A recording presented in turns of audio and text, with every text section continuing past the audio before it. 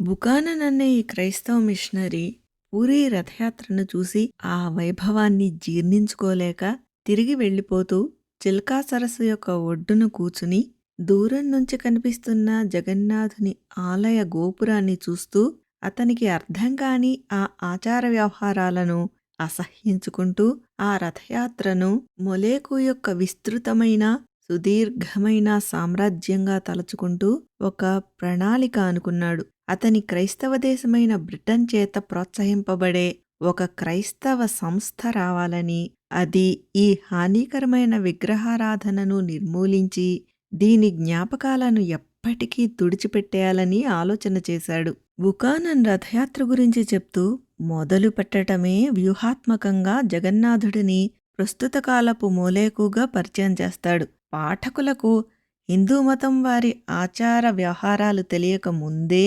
రథయాత్ర బలులు చేస్తూ రక్తపు కంపుతో నిండిన అసభ్యకరమైన ఆచారాలలో మునిగి తేలుతున్నట్లుగా ముద్ర వేస్తాడు. ప్రాచీన లేదా ఆధునిక చరిత్రలో ఏ రికార్డు కూడా ఈ మరణలోయ గురించిన సరైన అవగాహన ఇవ్వలేదని నేను భావిస్తున్నాను అంటాడు. దీనిని నిజంగా హిన్నోం లోయతో పోల్చవచ్చు అంటాడు. పైగా జగన్నాథుడికి ప్రస్తుత కాలపు మొలేకు పేరు పెట్టడం సరియైనదే అని, ఎందుకంటే ఆత్మసమర్పణ ద్వారా ఆయనకు అర్పింపబడిన బలులు కనాన్ దేశపు మొలేకుకు చేసిన బలుల కంటే ఏమీ తక్కువ నేరపూరితమైనవి కావు అని సమర్థించుకుంటాడు.